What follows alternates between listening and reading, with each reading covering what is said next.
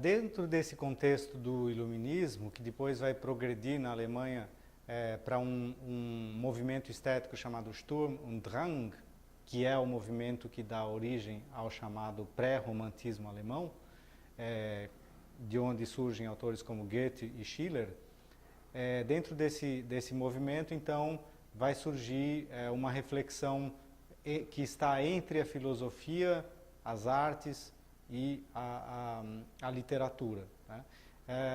Particularmente em torno de uma revista bastante famosa chamada Atheneum, na qual vão estar o Novalis e os dois irmãos Schlegel, Friedrich e August Wilhelm Schlegel, né? Os três vão elaborar uma espécie de compêndio filosófico, né? Uma espécie de enciclopédia composta de fragmentos, né? O que é interessante na obra dos iluministas alemães, particularmente esses da Sturm und Drang, é que eles vão reler os gregos. E essa releitura, né, que vai ser mais forte, por exemplo, na obra de um poeta chamado Hölderlin, né, a releitura dos gregos, é que vai dar à filosofia grega o seu matiz particular em relação ao restante da filosofia, né? Quer dizer, de certa maneira, os alemães reivindicam para si uma continuidade da grande tradição filosófica desenvolvida na Grécia, né?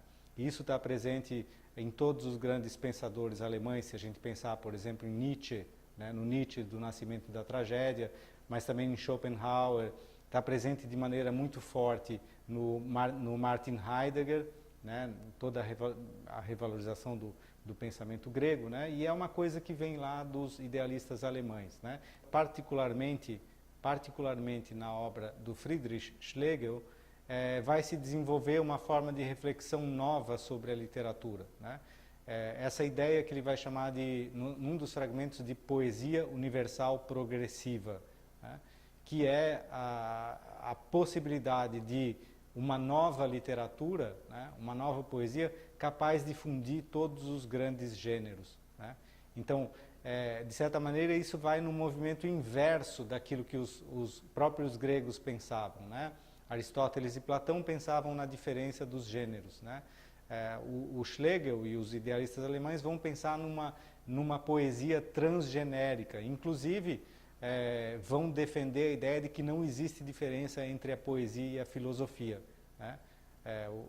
O próprio Kant não gostaria muito de ouvir essa ideia desses jovens, né, discípulos dele, uma vez que, de certa maneira, isso pressupõe a ideia de uma poesia filosófica, de uma poesia científica, né, e da possibilidade de se cruzar as fronteiras muito rígidas estabelecidas lá na Crítica da Razão Pura, né? É bom lembrar que esses filósofos leem o Kant, mas recusam, em boa parte também, essa separação muito rígida, né, entre razão, né, e sensibilidade no Kant, né? Então, de certa maneira, eles vão propor uma poesia que seja razão e que seja sensibilidade.